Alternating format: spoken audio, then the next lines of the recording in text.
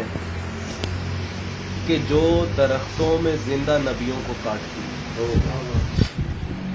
کہیں یہ وہ بھیڑ تو نہیں ہے کہ جو درختوں میں زندہ نبیوں کو کاٹتی تھی، جو وقت تسلیب ابن مریم تماشتی تھی، جو آگ میں پھینکے جانے والے خلیل یزداں پہ ہنس رہی،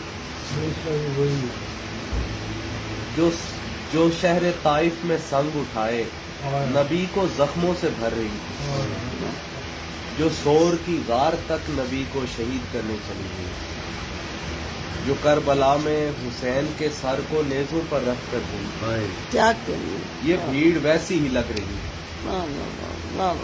یہ بھیڑ دعوے تو کر رہی ہے ایک ایسے انسان کی پیروی کے جو اپنے دشمن پہ مہربان ہے. اگر کہیں کوئی کوڑا پھینکے تو مسکراتا، اگر خدا بھی کہے کہ طائف کے سنگ باروں کو بد دعا دو تو وہ انہیں بھی دعائیں دیتا. جو فتح پاتا وہ شہر بھر کی سبھی خطائیں معاف کرتا، جو قتل کرنے کو ڈھونڈتے تھے انہیں بھلا کر گلے لگاتا. یہ بھیڑ دعوے ہی کر رہی ہے، یہ بھیڑ لوگوں کو مارتی ہے، یہ بے گناہوں کو کاٹتی ہے، یہ مسخ کرتی ہے لاش تک کو. یہ کس پیغمبر کی پیروی ہے؟ یہ کس خدا نے کہا ہوا؟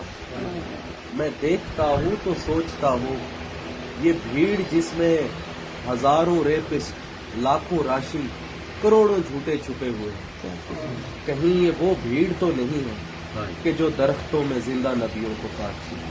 قربان قربان قربان.